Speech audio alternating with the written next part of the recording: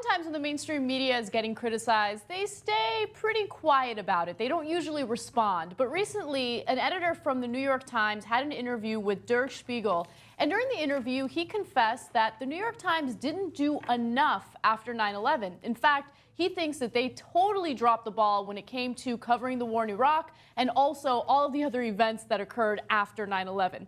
Let me tell you exactly what he said. This is Dean Baquet. The mainstream press was not aggressive enough after 9/11. He also says, and was not aggressive enough in asking questions about a decision to go to war in Iraq, was not aggressive enough in asking the hard questions about the war on terror. I accept the fact that the Los Angeles Times, I accept that for the Los Angeles Times and the New York Times.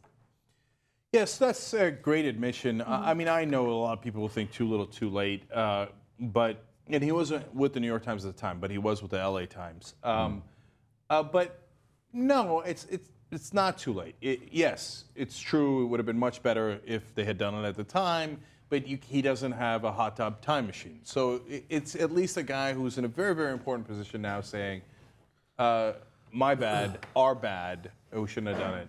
Now, the proof is in the pudding, though, because all of that will be wiped away in a second the next time they do the same thing, right? So how will you cover the conflict and the negotiations and everything that surrounds Iran, for example, right? There's many examples, but Iran's an important one. So if you then go on to say, oh, they're enriching uranium, they're in lab coats, they've got missiles about Iran, well, then you're doing the same goddamn thing. And if you put headlines in the New York Times front page saying Iran does not have nuclear weapons, which is a fact confirmed by UN and every other agency, well, then you might have learned your lesson. And then I would take this apology very, very seriously and go, good on him. And I'm glad that they've at least adjusted. Yeah, it would be worse if they didn't change their behavior after this very candid interview. And he talks about how the New York Times used to be the go-to place when someone wanted to leak a story or leak information, and that's not what happened with Edward Snowden and the NSA leak in 2013. He talks about that in this interview, and you can tell that he's kind of hurt by it. He says, does it make me nervous that they compete with us and, in fact, beat us on the Snowden story? Yes, and he's specifically talking about The Guardian. He was upset that, or I should say disappointed, that Edward Snowden went to The Guardian, Glenn Greenwald specifically, instead of going to the New York Times. He said it hurt a lot. It meant two things. Morally, it meant that somebody with a big story to tell didn't think we were the place to go, and that's painful. And then it also meant that we got beaten on what was arguably the biggest national security story in many, many years. Well, I love that he thinks that. I mean, I think it's good news that he's, because a lot of people in the mainstream media, especially the TV guys, were like, oh, Edward Snowden's a traitor, and we wouldn't have done that story anyway. It would have been un-American to run that story. He'd stolen that information, and we wouldn't run the stolen material. So it's good to know the New York Times is not in that camp. They're like, damn it, we wish we would have run that story, right? So that's positive. Now, but you got to act like it again, right? So why did they go to The Guardian? Because they know The Guardian's going to run the story. They know The Guardian is an actual watchdog of the government, whether it's the British government, the U.S. government, et cetera. They know they're not going to hedge. They're not going to hesitate. They're going to hesitate enough to do, obviously, for doing good editorial checking of the story, right? That's why you don't go to a blog, and as much as I love blogs, et cetera, but a random blog or whatever, you go to The Guardian because they're both respected and they're a watchdog, right? And if he's upset that the New York Times has stopped being that, then good, but then you got to be a watchdog. The proof is back in the pudding, right? And the reality is, in 2004, the New York Times held a story about the government spying on us, right? And they ran it later, but they held it till after the election. After the election. Right. New York Times, by the way, they didn't want facts to influence the election. Yeah. No, but this doesn't get talked about enough. But James Risen, who's in a lot of ways... James Risen. Yeah. Who's in a lot of ways a hero for sticking up for freedom of the press, and would not bow down to the Obama administration and their campaign against whistleblowers, et cetera, has broken great stories. James Risen was on the Young Turks and said about a different story, which is also very important. And you should go back and read that story. It's amazing. And New York Times had a story about how we chose not to pursue bin Laden in Afghanistan. Okay, we had him cornered in Tora Bora. They have all the facts on it. They got sources from inside the U.S. military. They asked Don Rumsfeld for permission to pursue bin Laden. Our guys did, right? And there was a general in the area. He said, I got thousands of troops ready to go. Can I pursue? And Rumsfeld said, no, do not pursue him, okay? That was in the New York Times. They had it before the election. They held it till after the 2004 election. James Risen was on the Young Turks, and he said, oh, we held it because we didn't want it to be political. Okay, but no. Political holding it. No, you made a political decision by holding it. If you have the facts and you've confirmed the facts, you run it the minute it's confirmed. And because it's political either way. Actually, it's not even political either way. It's the facts if you run it at the time you are ready to run it. The minute you say, I'm going to hold it, then you've made it political. Then you're saying, I don't want the American people to know that the Republicans, or whatever you think that they're going to assume from that Rumsfeld, Cheney, whoever it might have been, Bush, chose not to pursue bin Laden. I don't want them to know that. And why, you're liberal bias, you're against the government, all that stuff. But it worked because it got inside the head of the New York Times, right? That's why they held those stories. That's why Snowden didn't go to the New York Times. The proof is in the pudding. So now if they change that, I would be ecstatic. But so far, I haven't seen a sea change. I mean, in the stories about Iran, there's a lot of, oh, it's scary, uranium, etc. Give me good headlines. They don't have it. They don't have nuclear weapons, right? Now, it's not to say that you don't put into the story, okay, now, if they were to go through the process and they enrich the uranium, which they don't have, they don't have the materials, they haven't enriched it to the point where they could make it a weapon, they don't have a missile that could reach America, and you make all that clear, and then you give the full context and the facts. That's what we want. We don't want you to color. We don't want you to play politics, left or right. But a lot of times they go, and then they give you what the government wants you to see. That's why Snowden didn't go to you. James Risen also, correct me if I'm wrong, Cenk, did not James Risen also tell us about the story that he broke about the CIA trying to give fake plans to how to build nuclear bombs to Iran? And so he got this information, and the New York Times would not print it. So that's why he put it in a book, right? This is all correct, right? So that's another story. So it's not only that story that you just mentioned, it's the other story about them screwing up with Iran, actually helping. The CIA actually ended up helping them with their nuclear program by trying to screw them over, which that didn't work. And this guy wanted to tell us about it in the New York Times, and they said no. So they were the shittiest they were, and look, remember what they did with WikiLeaks, right? So, I mean, there's no doubt why Edward Snowden wouldn't go to the New York. I wouldn't go to the New York Times. We just did a story on Sherman's March for the series I'm working on, and Sherman is the one who said war is hell. Preceding that quote, he says, war is moonshine, that you get drunk on it, that you get intoxicated, and when you wake up after you have kind of a hangover.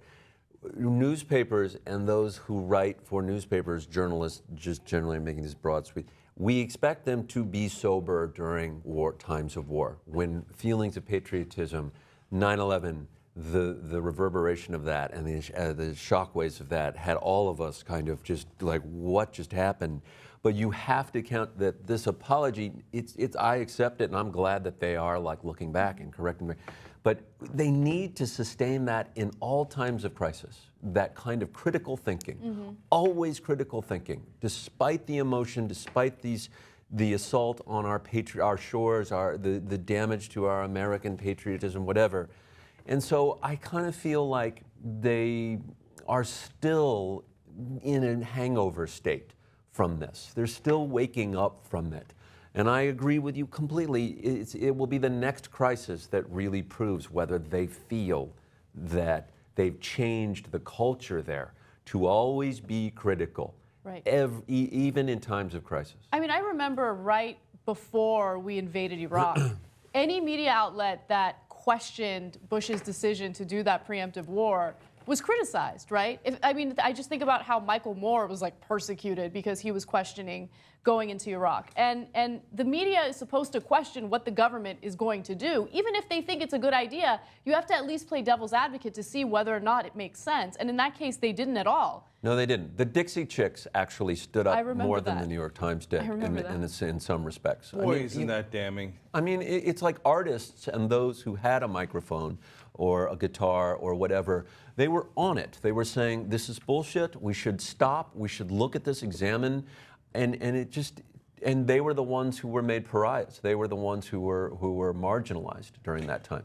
We're still recovering from it, obviously. No, but to go further in your analogy, they're recovering from the hangover of Iraq while at the same time drinking the moonshine over Iran, right? And ISIS. And ISIS. And so many other things. So, for example, to be fair, I didn't do all the analysis of what the New York Times wrote about so-called Khorasan, right? But when we first started bombing Syria, the administration and the Pentagon did all these leaks. Oh, I have an exclusive story for you guys, which they all leaked to all the papers, so it's not really exclusive. But, oh, I'm an insider, and I'm going to tell you something I shouldn't tell you. There's this mysterious group called Khorasan, and that's who we're bombing in Syria. And then we found out later that it was made up. There is no group called Khorasan. Khorasan is something that was a generic term used for bad guys, quote-unquote terrorists, inside the Defense Department and other agencies in the government when they didn't know who it was, okay? So it was made up, and it was a lie told to all these reporters, and all the reporters grabbed their pen and wrote huge headlines, new terrorist group Khorasan, and the Obama administration bravely bombs them in Syria to defend America. That was the entire implication, and you go back, so the next time they give you a load of crap, whether it's called Khorasan or Iraq or whatever it might be, why don't you stop for a second and go, hey, Bob, I know you're super proud of your inside source at the Pentagon, but there's some chance that he's lying to you. Like, remember that reporters aren't, like, they're in a race. I'm going to get it first. Oh, my God, I have the best inside source. But remember, they might be lying to you. But the thing is, that's the problem with the mainstream, and it has been, unfortunately, largely for the New York Times. They have forgotten that the government lies, right? They assume that if they're getting it from a source inside the government, it must be true. That is the wrong goddamn assumption. Your assumption in press used to be the opposite, right? Now, the reality is sometimes they lie, sometimes they tell the truth, and we're supposed to have reporters to suss that out for us. So you want to change, you want to do fundamental change and be as strong as The Guardian and being a watchdog, as independent groups are, you want to stop bowing down to the government, then awesome. I'd love to have the New York Times back. Or just couch it in language that says allegedly a group called, or, I mean, they go bend over backwards to protect the rights of individuals. Why not protect the right of the truth in the same way? I mean, say, this has not been confirmed by the New York Times independently, but this, you know what I mean? There is language that you can at least cover your ass on. The same government who said Saddam had weapons of mass destruction is now telling us that they have this new terrorist group called Khorasan, so we should be skeptical. Yeah. Maybe they could print it like that. They never will, right? Yeah. They'll never print it like that. But, you know, they already fell down, I think, on the ISIS story. You mentioned it. You know, so they wanted to bomb, Barack Obama wanted to bomb Syria 2 years ago. And the country pushed back and said, we're a little war wary. We don't want another one. And so a year later, they got a couple of beheading videos.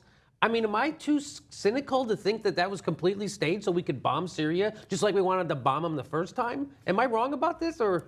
You know, look, I don't know. Because we know Saudi Arabia beheaded 80 people. No one cares about beheadings in the Middle East. The only thing that we gave, and then the media just fell right back into it with those nonstop 24-hour beheading videos they keep showing. And we got to do something. We got to do something. I'm like, so they got their original Syria bombing in, is what that's how I look at it. Yeah, I don't know about the specifics of any of that, but there was one story in particular that I did on the air, and as I was doing it, I said it out loud. I said it in the production meeting, and I wanted to be clear about it. It was the kid who killed the kid from Kazakhstan who killed a Russian spy inside ISIS. And they had a video, and they showed like a 9-10-year-old kid killing this guy. I was like, man, this smells like propaganda. I mean, boy, I can't. really? Really? I'm like, well, they have the video. You see the video, right? But I don't know. I don't know. So I think the proper answer is to say, look, this is what we have, right? Here's the video, and I don't know, right? Yeah. So I'm not there. It's hard to verify. I don't. So my literal answer to your question is I don't know. I mean, so we're now committing to, it seems, another endless war against ICE. I mean, they're not going anywhere. They're always going to be there, and that they were created by us being there in the first place. So this is just another giveaway to the military-industrial complex, the people who really write our foreign policy. I mean, the 12 companies, you did the story about it on the show, that run our foreign policy, and so it seems obvious to me. It seems very obvious to me. Yeah, well, I mean, look, there is a real fight in Kobani. There is a real ISIS. They are fighting the Kurds. We are bombing them. The degree to which they are doing the decapitations and all that stuff, the most gruesome stuff that gets in all the press, then you got to really, and that's where I wish I had the staff of the New York Times, right? Yeah, right. To send real reporters there, to not just trust what the government is saying or what ISIS social media is saying, right? Whatever the fuck that is. And the thing that always gets to me is like, they have Twitter accounts. You're telling me that the NSA can spy in on all of us, and they can't trace a fucking Twitter account? Yeah, right. Like, they can't trace that back to where that goes, figure out that's their communication guy, and that communication guy communicates with the fucking leadership. Like the Courier, remember the Courier of Bin Laden? Yeah. There was a whole fucking movie about it. They can't trace the Facebook and Twitter dude of ISIS? Well, I mean, that's at the very least, if that's true, then they really suck at their job, right? They'll tell me it's hard. Okay, well, then get busy doing that instead of looking at our nude pictures.